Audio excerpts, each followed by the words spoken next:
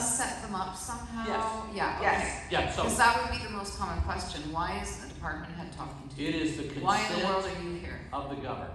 And it is so important that in the consent of the governed, that all of this process is driven by our collective decisions and therefore our collective ways of providing feedback to each other.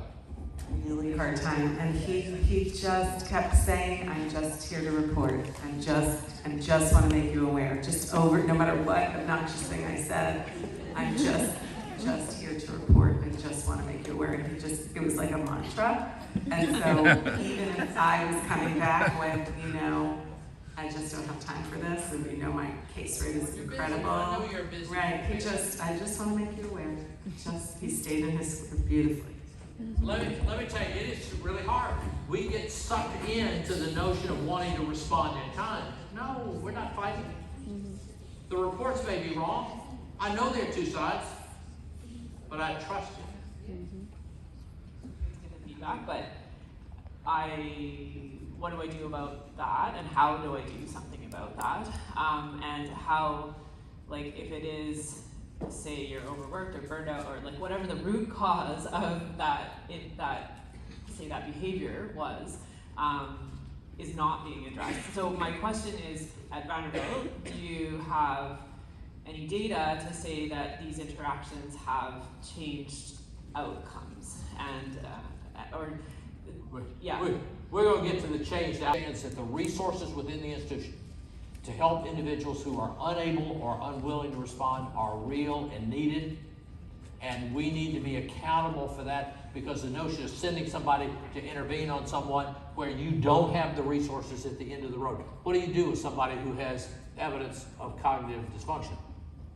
Yeah, so, and I agree, I think something, so if you have then a network above your basic coffee interaction, to address the root causes, say it's burnout, or there's a lot of, I'm a surgeon, there's a lot of work into physician and surgeon well-being, and how we are just not doing well at all, and probably that interacts with a bunch of other things, and putting you in touch with a psychologist or some means to get your culture to change. I think it's just, I agree that this is a data point and you get to do all these things, but I need to see the results of it. You know what I mean?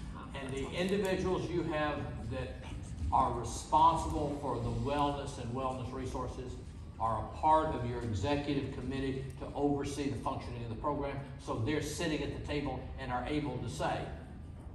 So the whole notion is this is about wellness. This is an indicator of a lack thereof. And so therefore, fine, how do we look ourselves in the mirror and not have an approach to address what is identified? And so the issue is that Mary Yarbrough, who ran our physician wellness at Vandy for years, taught me. I was having a meeting with her by chance.